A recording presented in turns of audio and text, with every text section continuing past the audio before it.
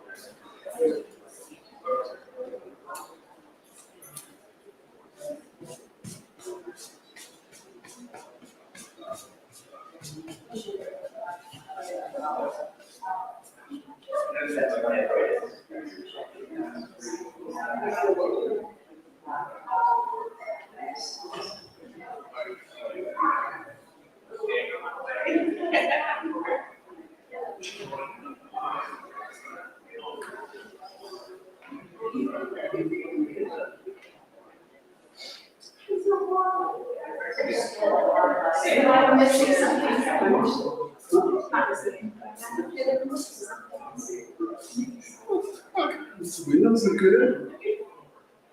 Try not to freeze everyone out this morning.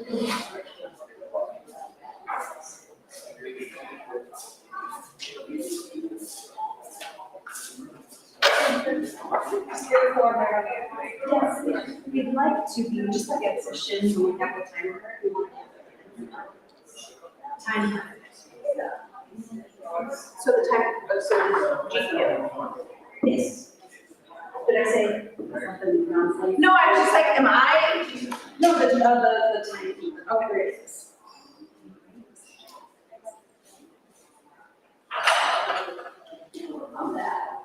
Where did you pull that from?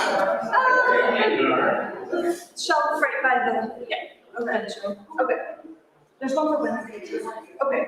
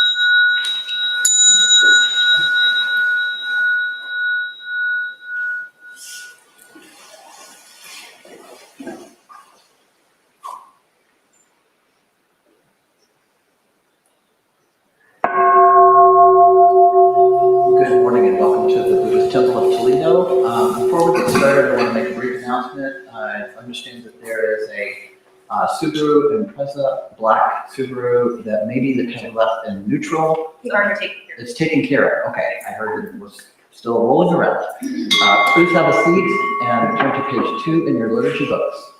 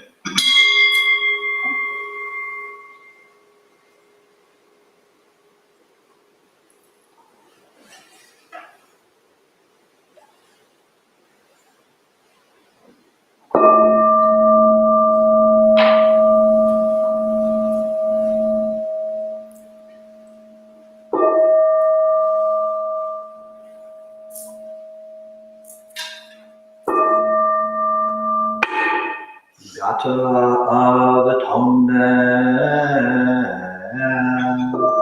all evil karma ever committed by me since of old, on account of my beginningless greed, anger, and ignorance, born of my body, mouth, and thought.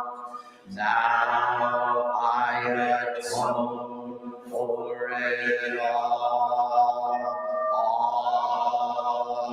evil karma ever committed by me since of old, on account of my beginningless greed, anger, and ignorance, born of my body, mouth, and thought. Now I atone for it all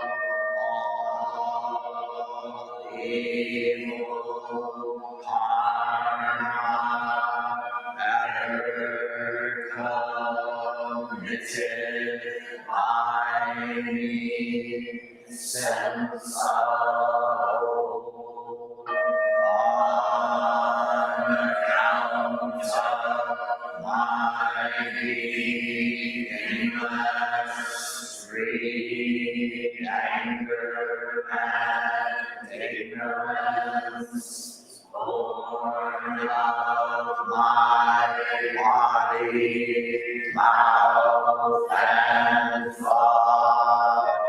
Now I atone for it all.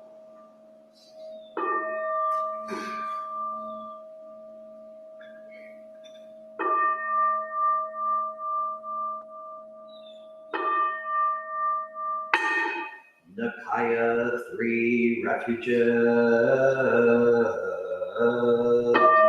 Odam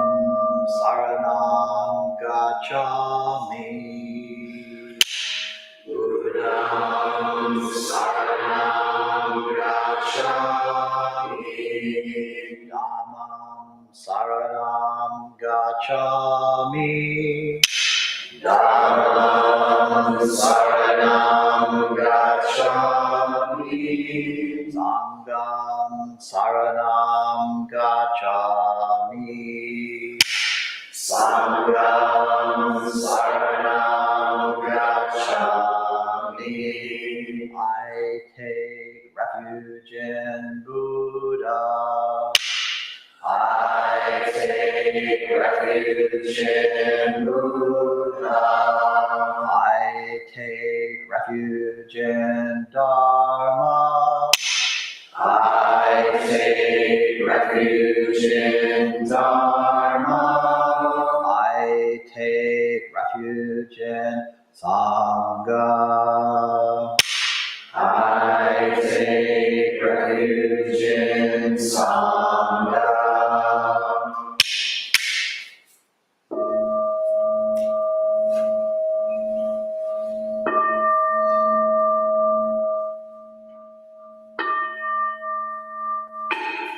The 5 remembrances. I am of the nature to grow old. There is no way to escape growing old. I am of the nature to have ill health. There is no way to escape having ill health. I am of the nature to die. There is no way to escape death. All that is dear to me and everyone I love are of the nature of change. There is no way to escape being separated from them. My deeds are my closest companions. I am a beneficiary of my deeds. My deeds are the ground on which I stand. I am of the nature to grow old. There is no way to escape growing old. I am of the nature to have ill health. There is no way to escape having ill health. I am of the nature to die. There is no way to escape death. All that is dear to me and everyone I love are of the nature of change. There is no way to escape being separated from them.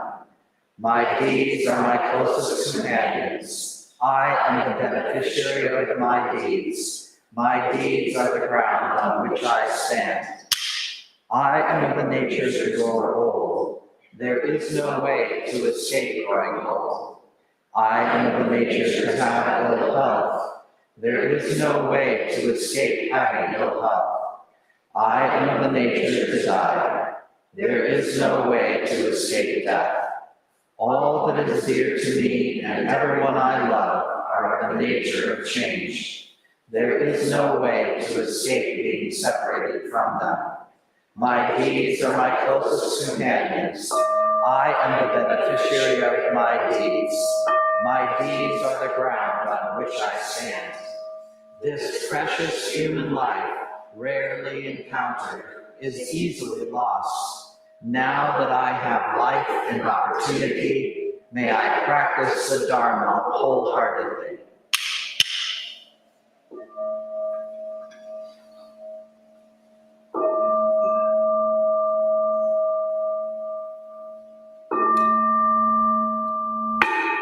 Mahayana refuge. In my heart, I take refuge in Buddha, Dharma, and Sangha. May I liberate suffering beings and bring them to great joy. May the compassionate spirit of love grow within me, that I may actualize the great way.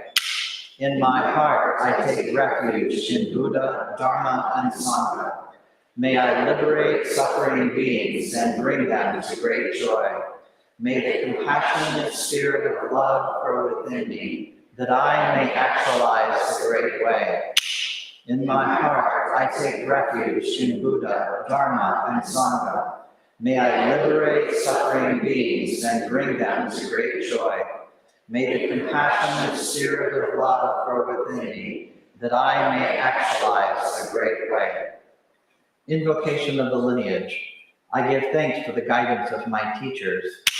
For the lineage of teachers before them, I give thanks and offerings for their devoted practice of generosity, moral discipline, patience, joyful effort, concentration, wisdom, skillful means, unshakable vow, spiritual powers, and awakened awareness for my benefit. May their years of life be lengthened, may their vows be completely realized, and may I cultivate these perfections with their guidance. 7 practices of the Bodhisattva. I bow down in body, speech, and mind. I offer the best I have to give, both real and imagined, to fill the space between us. I regret and purify all transgressions. I rejoice in all virtues. I request you to remain until total enlightenment. I request wise and compassionate guidance. I dedicate my merit for the sake of all beings. Generating love and compassion. May all sentient beings be free from clinging and hatred, being close to some and distant from others. How wonderful it would be. May this be accomplished. I will free them from clinging and hatred. Bless me to accomplish this. May all sentient beings enjoy happiness and the causes of happiness. How wonderful it would be. May this be accomplished. I will bring them happiness and the causes of happiness. Bless me to accomplish this. May all sentient beings be free from suffering and the causes of suffering. How wonderful it would be. May this be accomplished. I will free them from suffering and the causes of suffering. Bless me to accomplish this. May all sentient beings have the joy that has never known suffering. May they be free from clinging, hatred, jealousy, miserliness, doubt, pride, wrong view, ignorance, and dualistic thoughts. How wonderful it would be. May this be accomplished. I will bring them to this state. Bless me to accomplish this. Please stand now for the Heart Sutra found on page 4.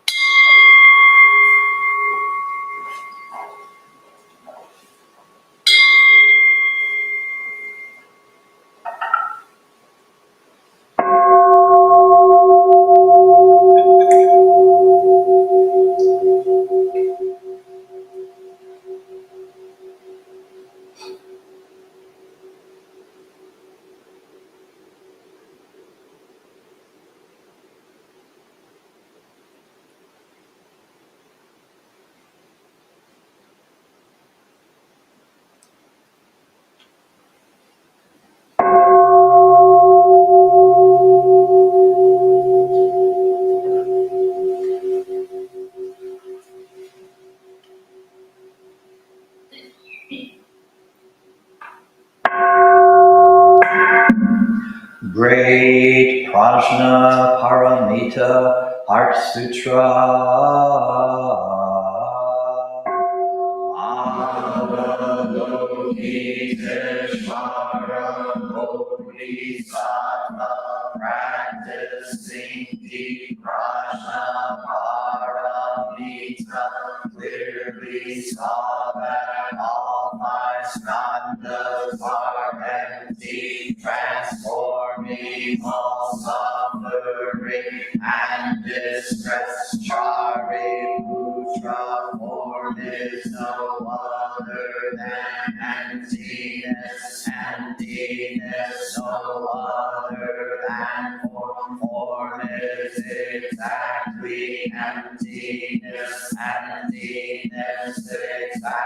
body, form, sensation, perception, mental reaction, consciousness are also like this Shariputra.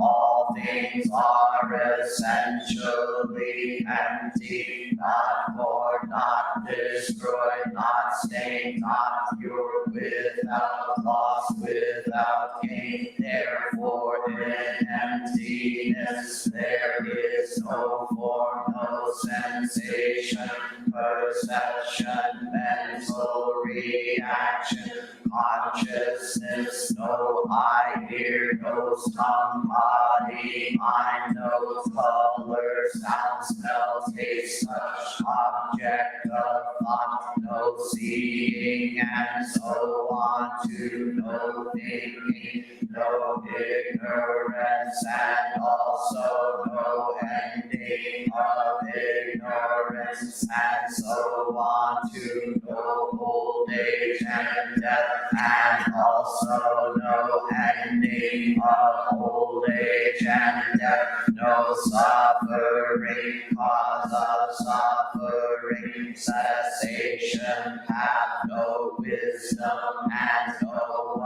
attainment, since there is nothing to attain. The Bodhisattva lives by prajna paramita, with no hindrance in the mind, no hindrance, and therefore no fear, far beyond elusive thinking. Right here is nirvana. All Buddhas of past, present, and future live by prajna paramita, attaining anuttara samyak sambodhi.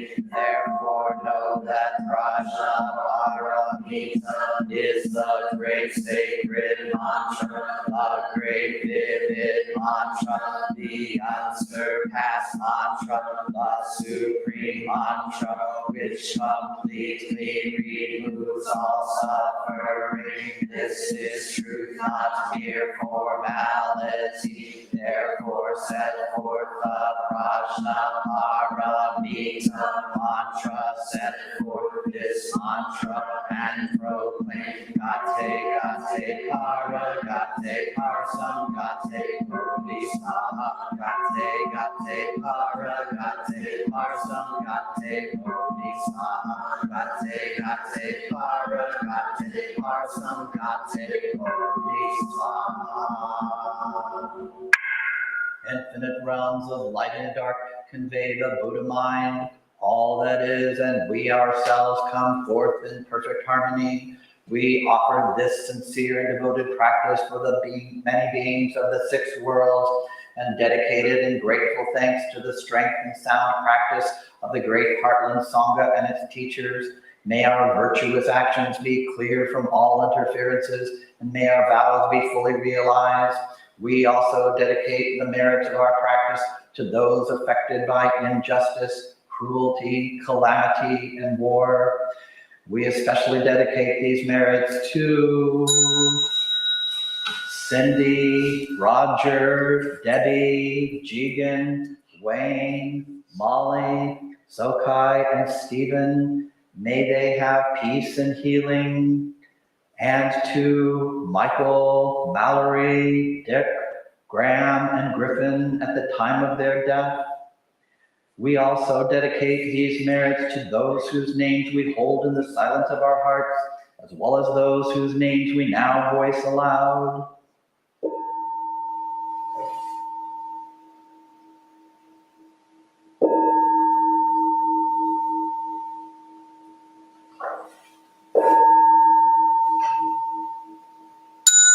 May we live in perfect peace with Buddha Dharma, and may we realize the Buddha way together. All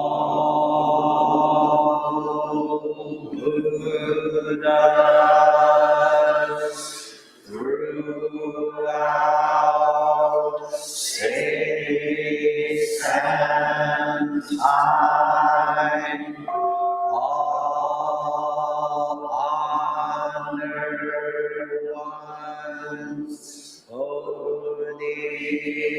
Sattva Mahasattva. Wisdom beyond wisdom. Mahaprajna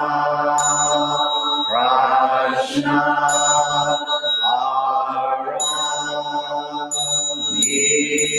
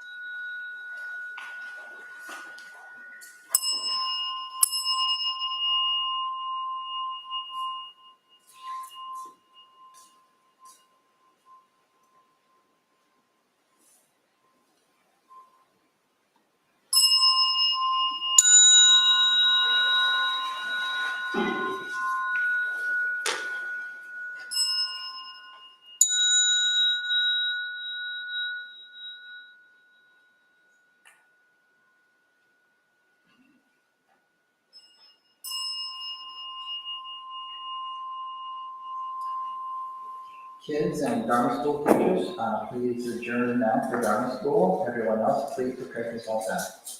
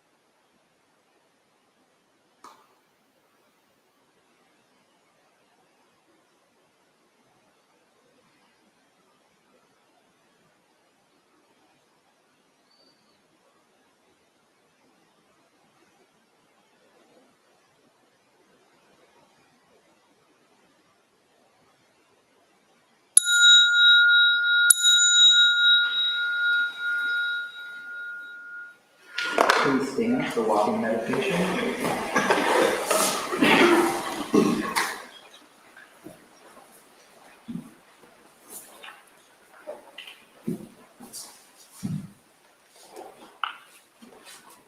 At the sound of the clappers, the first and third rows will turn to their right. The second and back rows will turn to their left.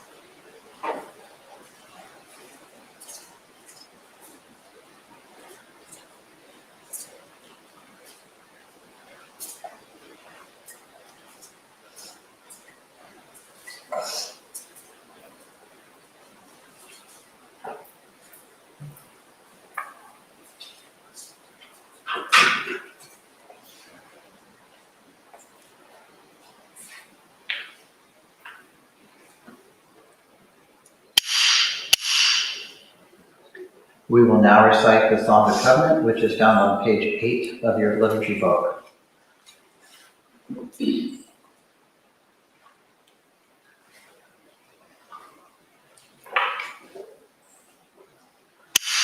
We, the Daishin Kokoji Sangha, with respect for the worth and dignity of each person, with wonder at the wisdom and compassion we seek to cultivate by practice, and with deep gratitude for the teachers of this lineage and our connection to one another, covenant to support each other by upholding the precepts of doing no harm, practicing good, and actualizing good for others.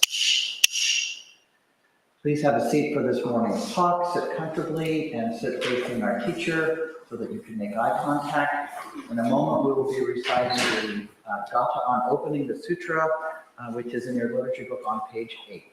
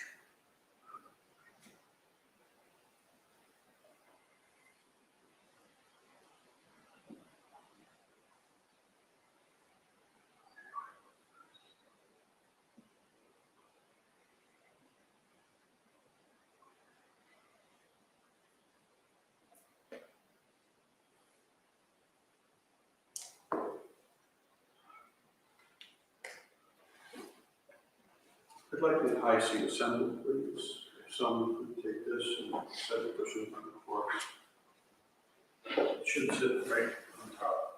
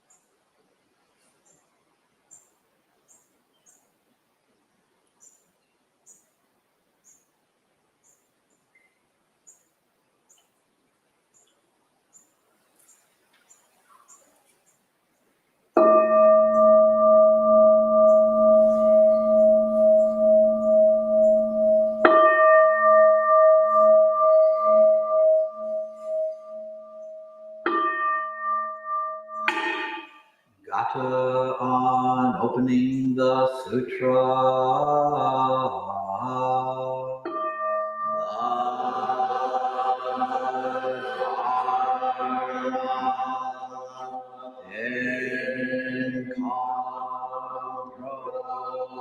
Incomparably profound and infinitely subtle is rarely encountered even in millions of ages.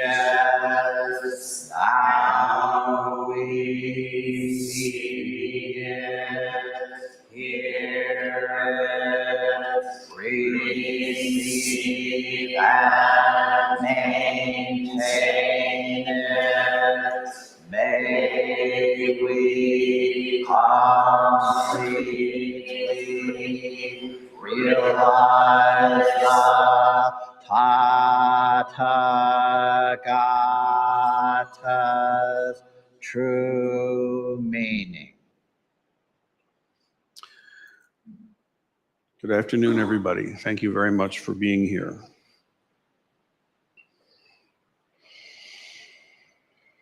We need to have a little talk. You know what I'm about to talk about, even if you don't know.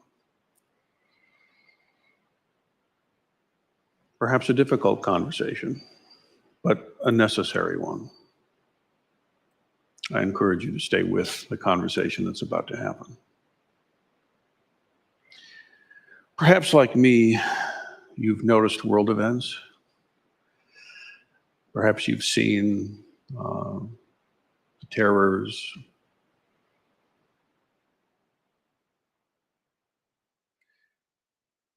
Perhaps like me, you've had people reach out to you and say, "Where is your outrage?"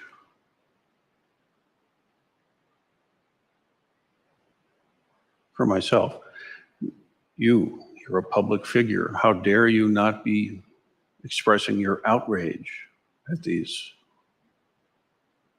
travesties, at these horrors? People from different points of view, by the way, reaching out to me. Very upset with me that I'm not expressing literally the word outrage. So it gives an excellent opportunity for me to address this business of how do you practice when the world is on fire? How do you practice stopping the fight that is happening thousands of miles away? What does your interest in Buddhism and your practice of Zen have to do, if anything, with the challenges that the world faces? Concrete, real world, serious problems. After all, aren't you Buddhist people just sitting around contemplating your own navel, not caring about others?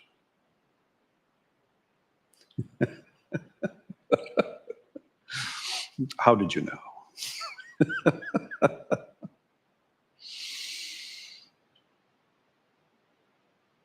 Now, it's easy in our time and place, as I suppose any time and place, to think that what's happening is unique, has never occurred before, because, well, perhaps for us, we haven't seen it before, although if you've been paying attention, it's been happening for a long time.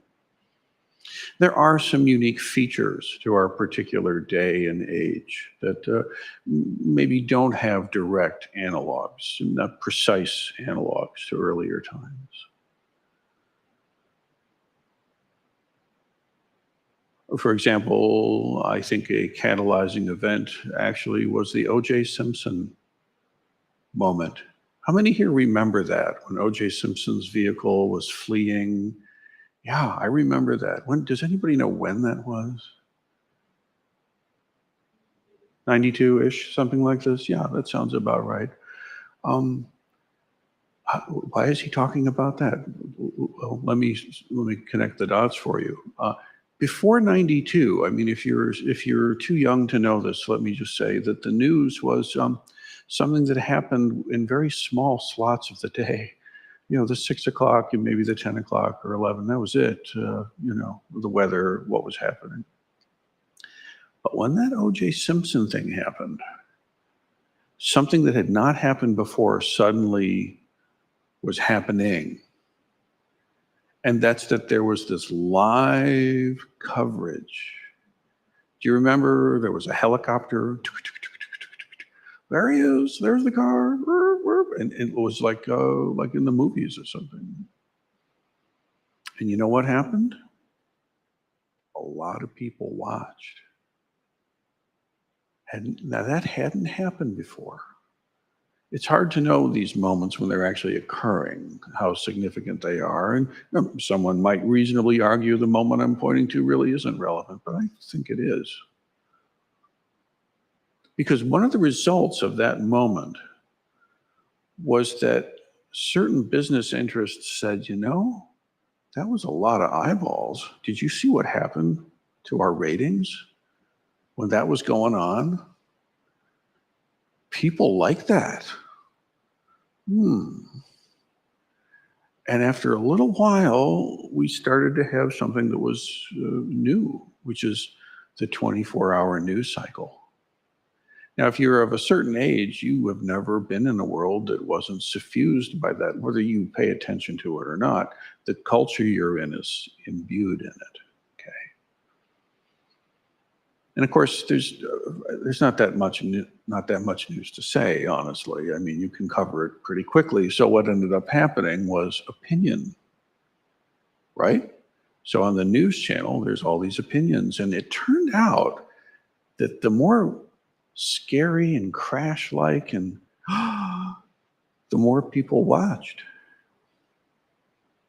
So it doesn't, we're not just talking about one particular view. In time, you had this happening all over in the television, these more and more uncivil and very demeaning and outraged, and why, how could, and this kind of language was alien, not to humanity, but you weren't drenched in it all day.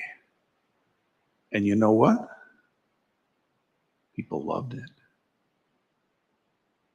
Or at least people couldn't turn away from it. Suddenly the adrenaline is going. Suddenly it's harder to look away. What is it? And so this kind of uncivil, this sort of, accompanied, by the way, with talk radio. That was a win, right? Now you can be listening all the time you're in your car to these more and more incendiary and enemy-making and vitriolic views of whatever kind, and then you can watch it on the TV. And then you know what hadn't happened yet? Social media. Right? That's actually still a little bit before social media and the internet actually had started to take hold of folks. And that was already in the mix. See, I mean, I was in grad school in 92 and I just had one of the fresh little Mac SE things, you know, it was like this tall, had the little screen, whoa, you know. It didn't connect it to other computers. Why would you do that? I've got my program I can run, you know. It's like a cool typewriter. But this news cycle and this opinion-based, and it turned out that the more likely a crash was, or the more clear the enemy was, or the more uncivil, frankly, the language was, the more people couldn't turn away. And whether we knew it or not, once social media came in, then this sort of like not being able to turn away thing got even amplified even more, right? Now there's all the, well, that part you don't need a history lesson on. We're still swimming in that. But this, then, oh, good for us, we got the pandemic. Remember that? And I foolishly, I remember thinking that, this is going to unite us. Here's a common challenge we can all embrace and work with together and be there for each other. And this is going to be, you know what? We've already mapped out the damn thing's genome, and people are going to band together, and science and humanity is going to have, no. Instead, we get conspiracy theory, right? Not everybody, in fact, not most people, but a very loud and present and very uncivil, and again, this vitriolic thing. And then worse, I think. We began to see actual political and religious leaders playing in that key. People who should know better, or at least positions that should have people that should know better, being occupied by people who do not. Or perhaps choose not to, because after all, it gets a lot of attention.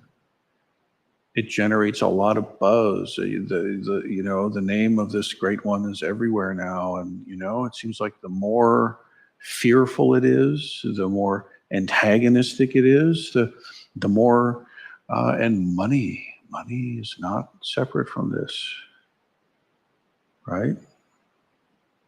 Now, all of this, you could say, okay, that's unique. This has never happened. And in a way, you're right. But the root cause of what's going on is as old as Homo sapiens are. It really is. And it's easy to miss that. In fact, some 2,600 years ago, when everybody ate organic, and there was no light pollution, and people were closer to the elements, and the Buddha was walking around teaching, there still was the same trouble. The same thing seems to keep happening. It's a famous, to me, moment that I've taken a lot of nurturance from. It's called the Quarrel at Kosambi. This is from the earliest Buddhist teachings, recorded in the Pali Canon, as we have it. And it tells the tale of the Buddha getting some news that there's this uncivil unrest occurring within the Sangha in a different place. Let me read a little of the story to you, and we'll see what it has to offer us together. The Quarrel at Kosambi. By the way, I'm drawing from a text. This is the Buddhist teaching on social and communal harmony, anthology of discourses from the Pali Canon, is translated by Bhikkhu Bodhi, I am very fond of Bhikkhu Bodhi and his work in translating of the early texts. I highly recommend it to you. So from this, the Quarrel at Kosambi. Now, on that occasion, the monks at Kosambi had taken to arguing and quarreling and had fallen into a dispute, stabbing each other with piercing words. The monks of the Sangha had fallen into dispute, stabbing each other with piercing words. If it can happen there, it happens anywhere. Now, a certain monk went to the Blessed One, the Buddha himself, and after paying correct homage and observing the rites of approach, he stood to one side and said, Bhante, which is the term for Roshi or teacher. Bhante, the monks at Kosambi have taken to arguing and to quarreling, and they've fallen into a dispute, and they're stabbing each other with piercing words. It would be good, Bhante, if the Blessed One would go to these monks out of great compassion. So someone from this satellite community made the pilgrimage to talk to the heavy. You know, it would be really good if you would come and do something. The Blessed One consented in silence. That's, to me, a significant piece. So a casual reader might go right past that and get to the next part. What did he do? The Buddha consented in silence. That means there was a gesture of acknowledgement. The most minimal possible response, but responded. Kind of interesting. He didn't say, well, who said what to who? And why? And who's right? Are they talking about me? Well, what's the juice? What? Come on, you can tell a Buddha what happened, right? You know, a Buddha wants to know, right? No. He simply acknowledged and consented in silence. Kind of fade, right? Now there's some travel time back in the day. Okay, you're not doing a Zoom call and getting the people together. You have to go. Okay, so then the Blessed One went to these monks and said to them, "Enough, monks. Let there be no arguing, no quarreling, and no dispute."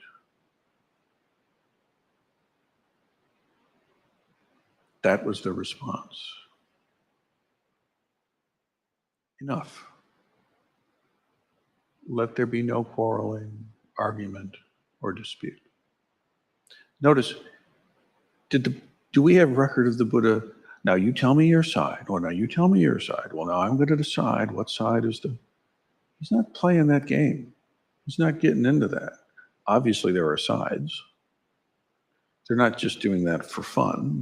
There's some grist in the mill here. Buddha doesn't care. Not like that. Buddha simply presents himself and says, enough. Enough. Let there be no arguing, quarreling, or dispute. Probably not what some of the partisans wanted. I'm sure they wanted Buddha to show up and sign on to the Hatfields being correct. No, the McCoys have it right. Didn't play that game. He simply said, enough. He's not sounding particularly outraged, is he? He didn't scold them and yell at them and demean them. How dare you have quarrel wearing my robe and all. Why you started that? You played along with it, you bad monk, bad. No. Did he permanently make an enemy of anyone? Did he take anyone and treat them uncivilly? Did he get into intellectual parsings of right and wrong and deciding? I'm not saying he never did, but in this case, this is not what he did. They're stabbing each other with piercing words. That's like a hair's breadth away from like duking it out. Now, interesting response. Check it out. When this was said, a certain monk, whose name we don't know, probably better for them, a certain monk said to the Blessed One, wait, Bhante, wait. Let the Blessed One, the Lord of the Dhamma, live at ease, devoted to a pleasant abiding in this life. We are the ones who will be responsible for this dispute. There, old man. Don't trouble yourself with such matters. Go and take your ease and play your video game. We will handle this. You need not be even bothered so much as this presence that you're bringing right now. For a second time, the Buddha said, no. I said, enough. Enough. Monks, let there be no arguing, no quarreling, and no dispute. Right back. Didn't take the hook. Now again, this certain monk said the same thing. Oh, Holy One, spare yourself the trouble. Concern yourself not. Go and take your ease at the hermitage. We will take responsibility for this. Don't concern yourself. A third time, he said, no, enough, stop. Let there be no arguing, no quarreling, and no dispute. But again, oh, there. Don't bother yourself with this, Holy One. Go take your ease, and we will be the ones responsible for this. Kind of an interesting persistence in a way. You know what the Buddha then did? Did he unfurl his super cape and blast them with his eyes? Did he strike them down? Did he admonish them? No. What we have next is then the next morning. See, anywhere along there, the Buddha could have, let us say, expressed outrage, right? He could have. He went so far as to say, enough, this is not appropriate. He didn't get involved in sides. There's not even any room for that right now. Things are so hot. Things are so piercing. Things are so wounding. There is no right anymore. Right now, stop. But the message couldn't be heard. And so what did he do? He went back to his practice. And in fact, he went back to his practice so powerfully that the next morning, the Blessed One dressed, he put on his robe, he took his bowl, his okesa, and he entered the town, Kosambi, for alms. This is Buddha doing Buddha work. What did he do? He didn't call emergency meetings. He didn't sit down and try to negotiate things. He didn't try to, okay, I'll pick the stronger camp and go with them, or nothing like that. He basically did a little bit of sesshin. He sat and he did his normal daily practice. He did not express outrage. He simply expressed his practice. That was the Buddha response. So this business of the bowl and going to the village, this is what the Sangha did at this time. They would go into the village, those who were ordained, and they would receive offerings of food and give blessings to the family and to the village. So he did his normal practice routine. And then when he had wandered forth in alms in Kosambi, he returned from his alms round, and after the meal, he set his place in order. He took his bowl and outer robe, and then while standing offered these stanzas. So now he has something to say. But notice the space. I think it's significant, at least it's significant in my reading of the story, that the Buddha didn't immediately respond with these stanzas I'm about to lay on you. He let that simmer for a while. He tried 3 times. It wasn't received, and he just went back to his practice and did his work. And then after some time had passed, we don't really have any information about the Sangha. If any memo was received, if people had started to feel like, wait a minute, was this not okay? We don't really know. But now these stanzas come out, and this is so timely, I would say. Now notice, he didn't confront a talk radio or social media or any of these things that I just elucidated. But it's dirt from the same hole, this basic human thing. The Buddha said, when many voices shout at once, none consider themselves to be a fool. When many voices shout at once, none consider themselves to be a fool.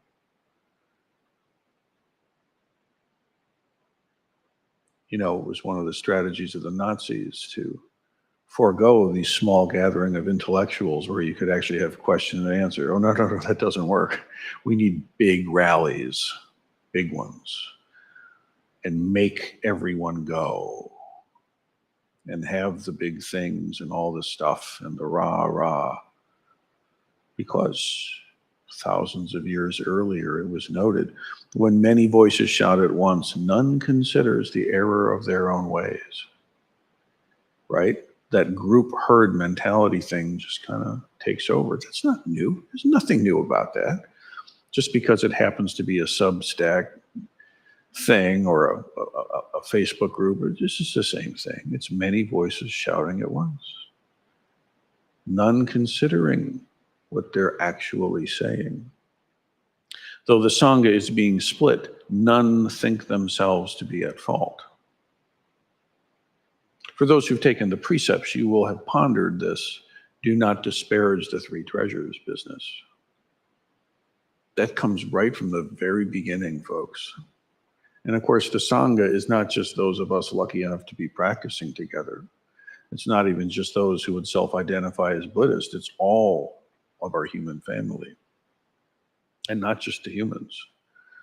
All other sentient beings and insentient beings throughout space and time. It's a big family. There'll be quarrels here and there. When many voices shout at once, none consider themselves a fool. Though the Sangha itself is being split here, none of you think yourself to be at fault. You have forgotten thoughtful speech. By talking obsessed, you are talking obsessed by words alone. Uncurbed your mouths you bawl at will. None knows what lead them so to act. Let's unpack a little bit. You have forgotten your speaking. Instead, you are obsessed just with the words. You know that feeling when you kind of get in gear and you're revving and it's sort of a self-perpetuating fever in a way, and the language itself just keeps adding more heat to the fever. And it doesn't even matter what the words are. You know, the old sentiment, we forget what we were even started fighting about. The fight itself has its own will to exist. And it takes over long after you gave consent, because you never did. Do you know what I'm talking about? This isn't just a thing that happens between individuals. Societies do this. Cultures can do this. Sanghas can do this. Uncurbed your mouths, you bawl at will. Meaning just spitting out exactly what occurs without any filter or thought. Not being mindful of right speech. You don't even know what's led you to act this way. Well, it's, you know, their pinky toe was over on my cushion and that's not acceptable. No. The pinky toe on your cushion is not what this is about. And I'm making that up, by the way, it's not in the record.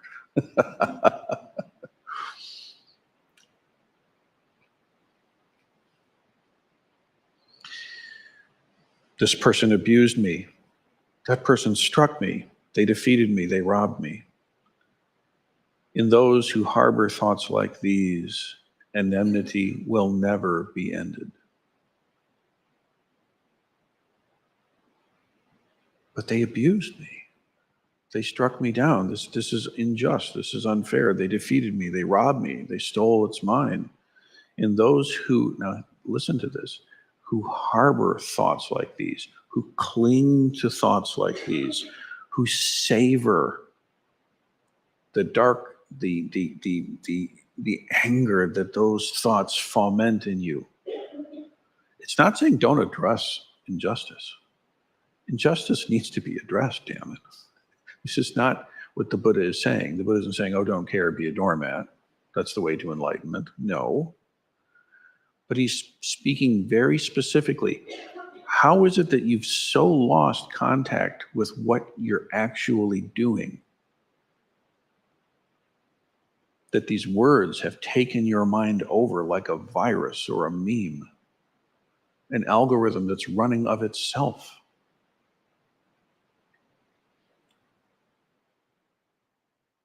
Those who cling to thoughts like these will never be satiated. For in this world, violence is never ended by violence. Enmity is never allied by enmity. It is allied only by non-hatred. That is the law, fixed and ageless.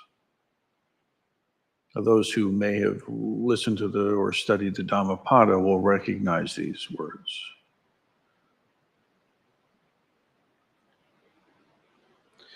Those others who do not recognize that here we should restrain ourselves. No, those others do not recognize that here we should restrain ourselves. And restrain ourselves means simply being mindful of what you're doing. Where is this outrage coming from? There are bodhisattvas that are like looking pretty badass. They're called wrathful bodhisattvas. They're strong, they're scary. They can look monstrous and fierce. They wield flames and weapons. It looks like a demon.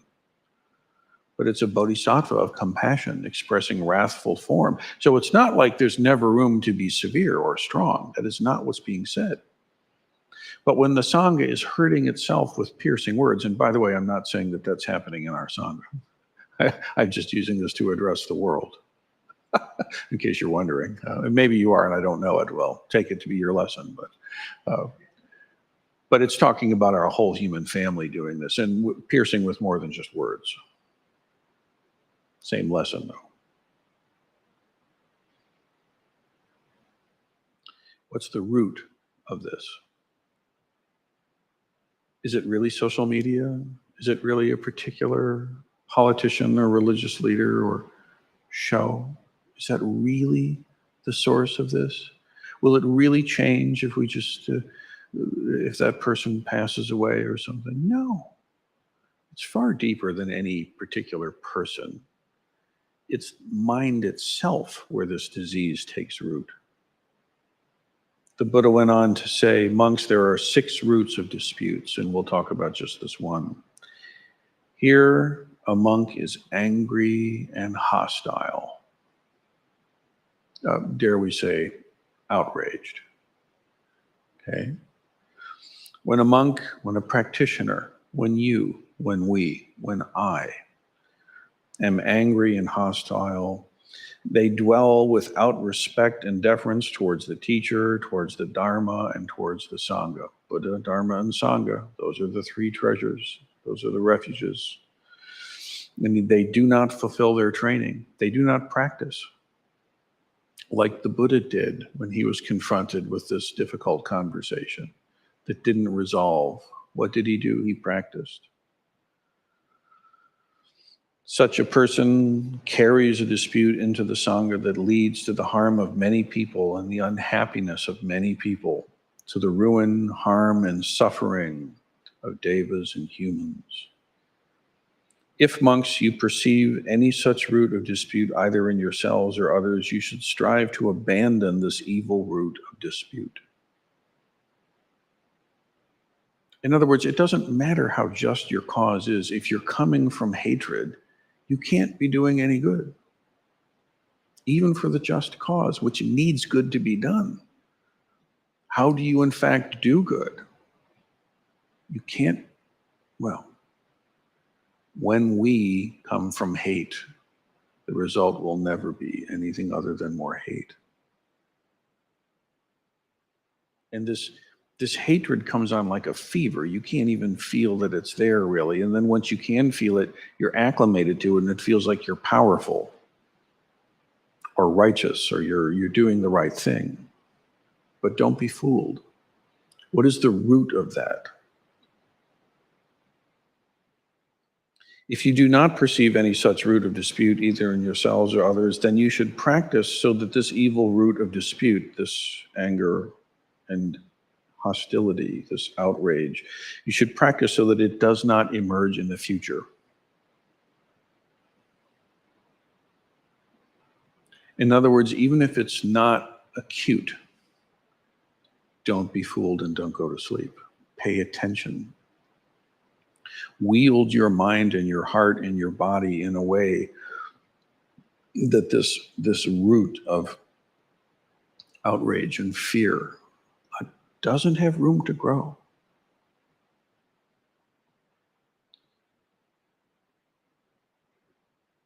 You know, we say in our liturgies every time,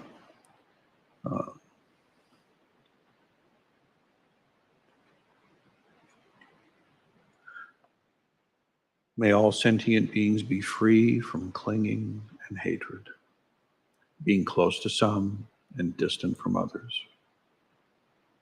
That's the core of it right there. That's the essence of it. Our minds are conditioned, deeply patterned, to see the world in terms of us and them. And we must not buy it.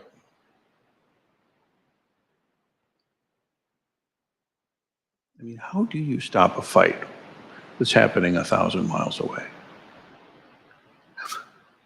It's impossible. Is my posting an outraged moment or holding a sign and screaming, is it really going to do anything? Does that stop the fight 1,000 miles away? I don't think it does. Because you see, last thing to realize here, that fight is not 1,000 miles away. It's really not. You could say that there's only one suffering in the world. There's only one dukkha in the world. And that means where you sit. The suffering in your life, the outrage and fear in your own life is not separate from the outrage and fear that's motivating any of the world's larger or smaller conflicts, known and unknown, named and unnamed throughout the centuries. These too are our ancestors, but these are the ancestors of hatred, of foolish action. Realize that if you can turn your mind in and pay attention very deeply to the mechanisms of your own suffering and truly master yourself,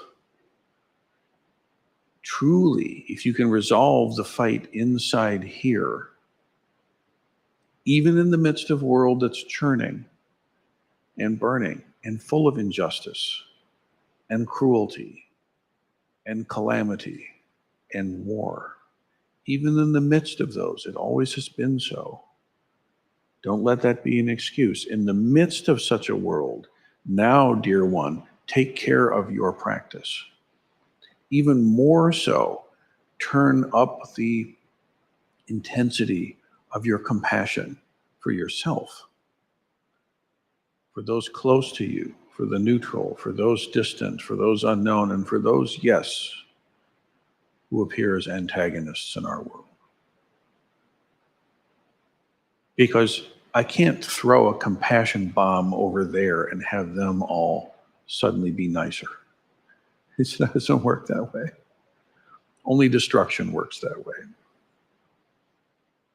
To nurture and to grow is always a harder thing to do than to destroy.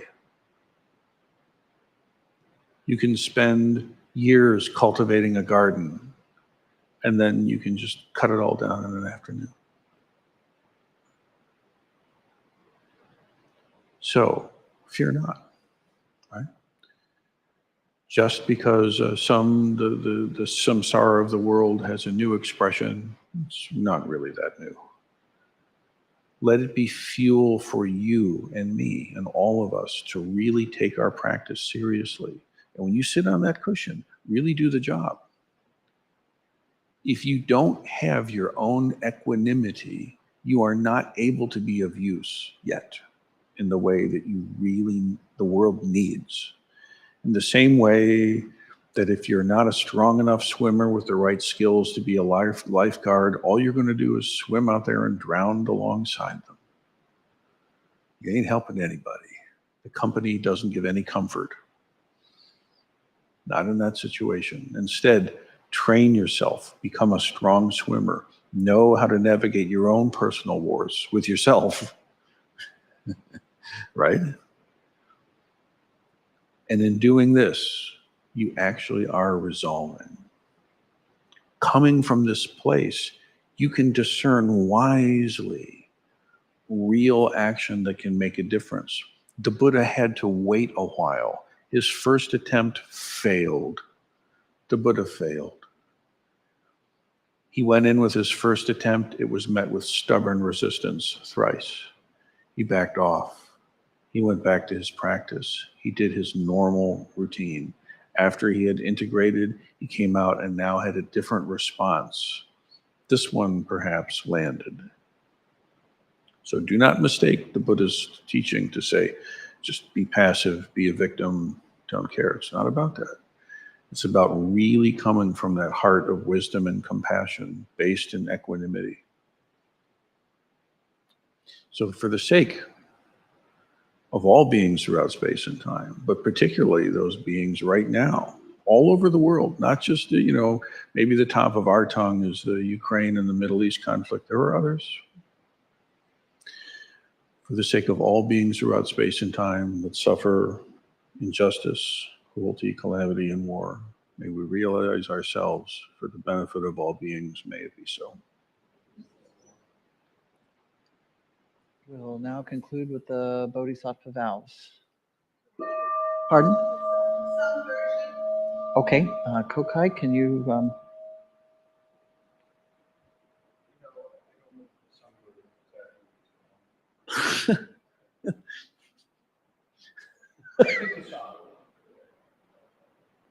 I know, this has to be the somber one. You guys. Then we can have a dispute.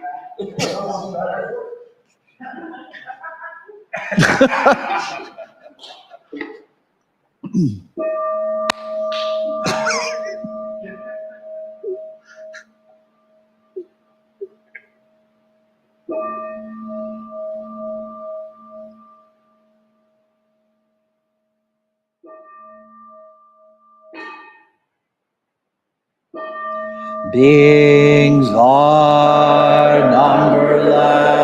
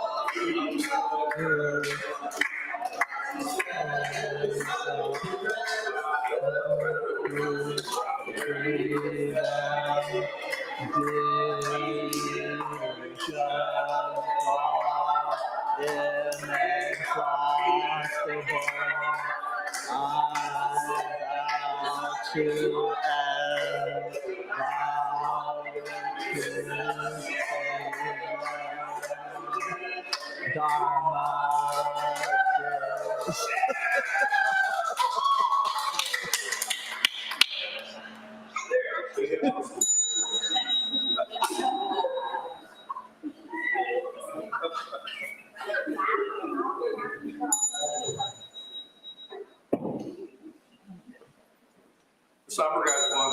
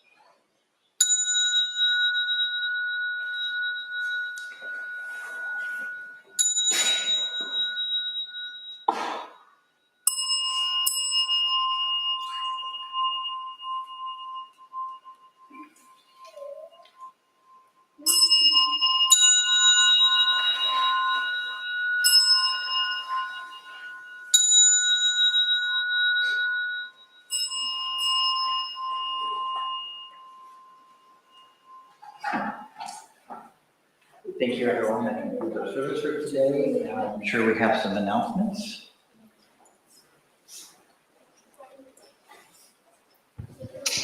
My name is Setcho, and on Wednesday night, we begin our session, our November session, with evening service, and then beginning on Thursday with Open Sky, and the opening training meeting on Thursday evening.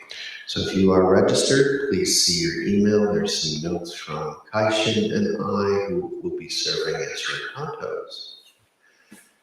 Next item, today is a special day for the sentient beings. There's a meeting at 2 o'clock.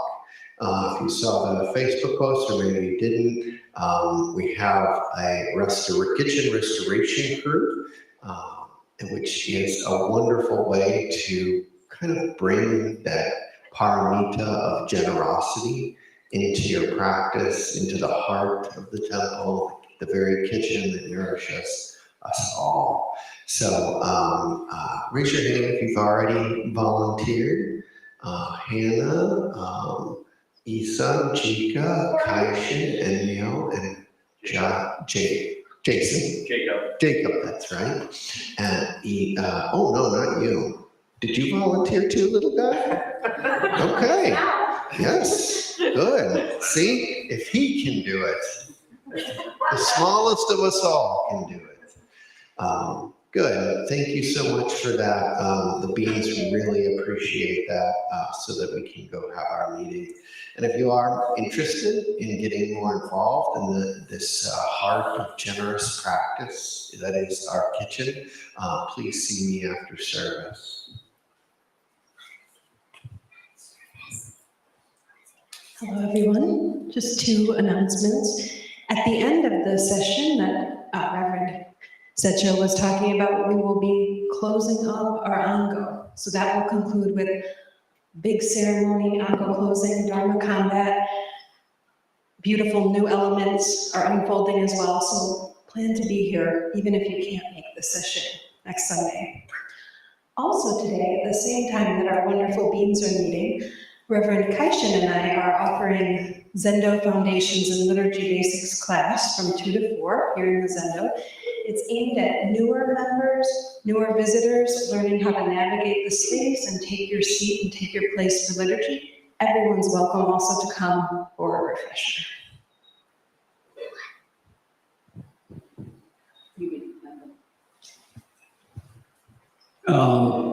Session is coming up, and we need to create the space for session to start.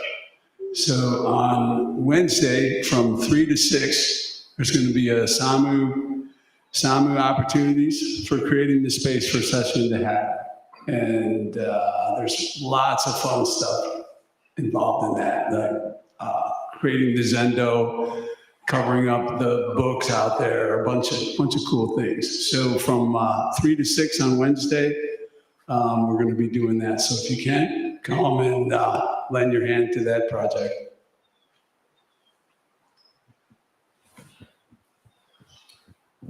Thank you all. Please restore the Zendo to the Lord. Yeah, and we will be having lunch shortly. Listen for the gong.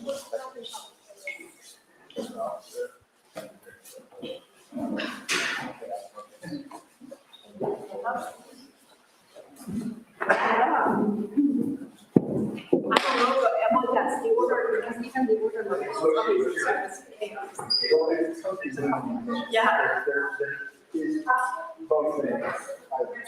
That's right.